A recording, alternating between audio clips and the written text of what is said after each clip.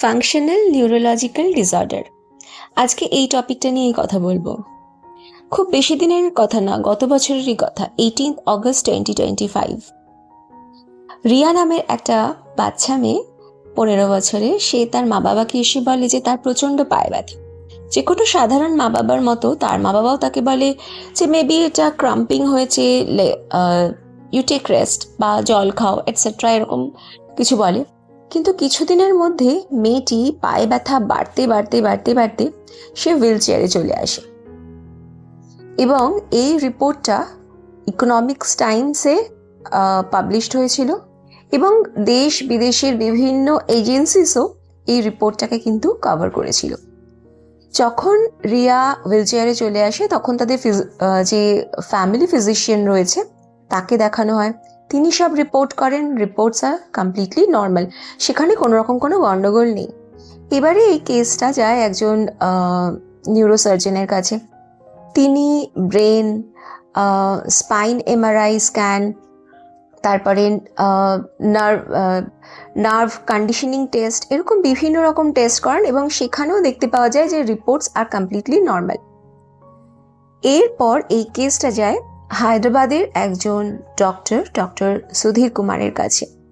তিনি যখন রিয়ার সাথে কথা বলেন তখন তিনি জানতে পারেন যে রিয়ার স্কুলে রিয়ার মানে ক্লাসমেটসদের দ্বারা দীর্ঘদিন ধরে বুলিড হচ্ছিল because of her looks, because of her overweight, এবং এ ব্যাপারে সে কারোর সাথেই খুব ওপেনলি কথাবার্তা বলেনি।